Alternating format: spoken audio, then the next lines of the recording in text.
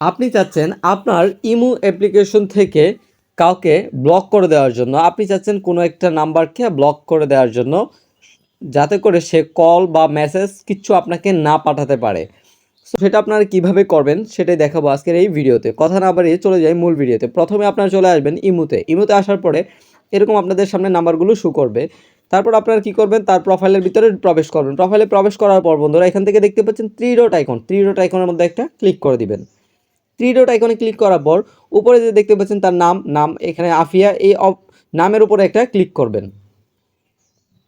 ডান পাশে নামের উপর একটা ক্লিক করবেন। ক্লিক করার পর একটু নিচের দিকে স্ক্রল করে একেবারে নিচে চলে যাবেন।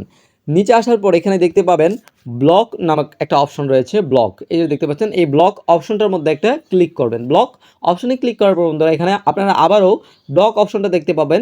এই ব্লক অপশনটার মধ্যে একটা ক্লিক করবেন আবার।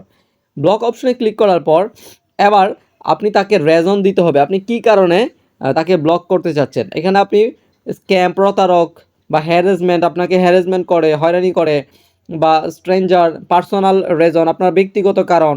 তো আপনি যে কোনো একটা কিছু দিয়ে এখান থেকে ডান করবেন।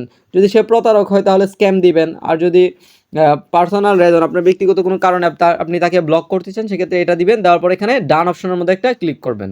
ওকে, এখন কিন্তু ব্লক করা হয়ে গেছে। এই নাম্বারটা কিন্তু ব্লক করা হয়ে গেছে। এখন সে, এই যে দেখতে পাচ্ছেন নাম্বারটা ব্লক করা হয়ে গেছে। এখন সে চাইলে আপনাকে কল, মেসেজ কিছু দিতে পারবে না।